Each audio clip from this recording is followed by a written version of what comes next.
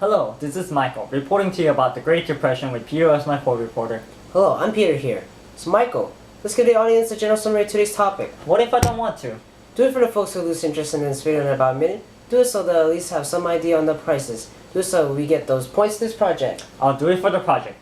The causes of the Great Depression include the stock market crash, poor credit structure, uneven distribution of wealth, decreasing consumer demand, and the economic conditions of farmers. The effects of the Great Depression include lots of money lost, lots of banks closing, lots of jobs lost, and of course the rise to our favorite guy with a mustache, Adolf Hitler.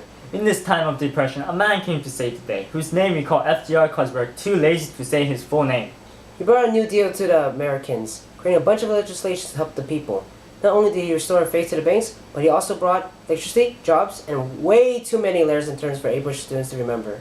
And now we'll take a 2-second break and return to you with in-depth causes of the Great Depression. Historians believe that agricultural problems, decreasing consumer demand, the credit structure, uneven division of wealth, and the stock market crash were the main causes of the Depression.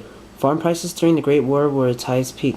During that time, farmers asked the banks for a lot of loans to enlarge their farms. Unfortunately, after the war, farm prices hit rock bottom and farms couldn't pay back the loans. Farms and banks who had no money were forced to close. The easy availability of credit also caused problems, which we can see in this scene. Hello, Mr. Banker. Can you give me some credit to buy a new car? Sure, here's paperwork $2,000. Thank you. As you saw, it was pretty easy to get credit, but many families had no way to pay back their credit. Since families were stuck having to pay back credit, they had no way of buying new products, which decreased consumer demand. Furthermore, most of America's economy depended on car manufacturing and construction, but there's a limit to the amount of cars you can buy or buildings you can build.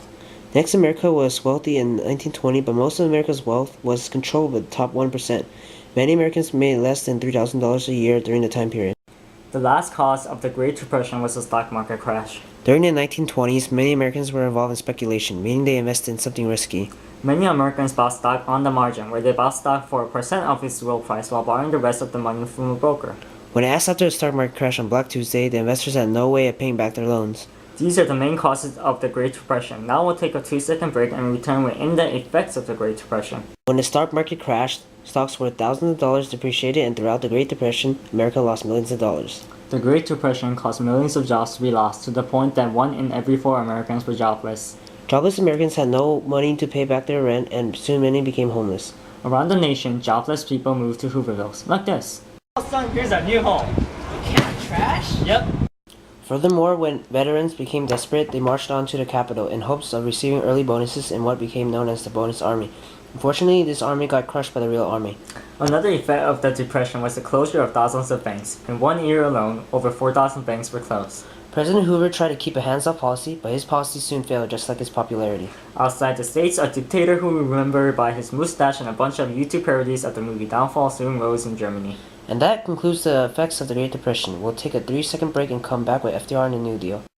In America's time of darkness rose a man famous for his alphabet, a man who won the election of 1932, a man known as FDR who promised the American people a New Deal.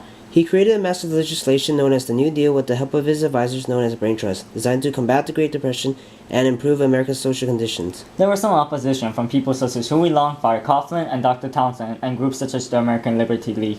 FDR managed to stop the bank crisis by ordering a bank holiday, then signed the Banking Act of 1933, which created the FDIC, which ensured individual deposits up to $5,000. To make sure the public trusted the bank again, FDR talked to the public with his fireside chats on the radio. To improve the economy, FDR decided to create jobs for the jobless like the CCC, CWA, and WPA. The CCC was the most popular. It employed millions of jobless males and moved them to a concentration camp to work. FDR also passed the NIRA, which tried to control prices by making unions and bosses work together, but it failed. To help workers, FDR passed the Wagner Act, which finally legalized unions, and the NLRB to enforce it. To improve the social standard of America, the president decided to create a TVA to help the poor farmers without electricity, which was basically this.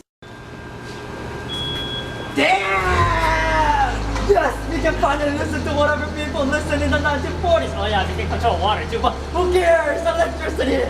FDR further helped farmers with the AAA, which failed. Instead, he paid farmers to move and conserve soil. To help the old, the Social Security Act was passed providing a retirement plan for workers over 65 years old. FDR also passed the Fair Labor Standard Act, which provided minimum wage, maximum hours, and ended child labor. FDR remained popular for pretty much his entire term to the point that he won 4 elections. Well, except for the recession of 1937 and the court packing where FDR tried to control the judicial branch. And that concludes our report on the Great Depression, FDR, and the New Deal. This has been Peter Michael reporting to you for the past 5 minutes.